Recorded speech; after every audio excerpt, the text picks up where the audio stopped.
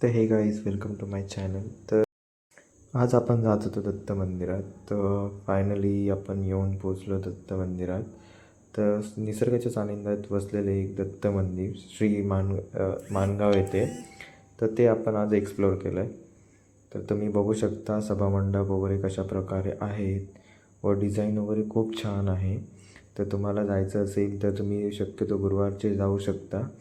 व तिथे गुरुवारचे जाण्याचे हे म्हणजे दर गुरुवारी संध्याकाळी 7 वाजता ते पालखी काढतात. तर तुम्हाला पालखीला जायचं असेल तर तुम्ही जाऊ शकता. ती 9 वाजेपर्यंत असते व त्याच्यानंतर तिथे महाप्रसादाचा लाभ घेतला जातो व दुपारचे पण महाप्रसाद असतो. जर कोणाला घ्यायचा असेल तर तुम्ही जाऊ शकता.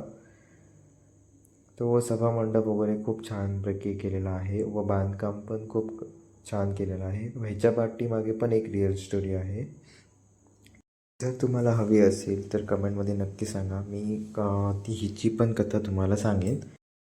यशिनी देवीला पाय पडायला आला असाल तर बाजूलाच स्वामींचं जन्मस्थान आहे. तर तुम्ही येऊन बघू शकता. इथे पण आपण शूट नाही करू शकत, पण बघू शकता तुम्ही.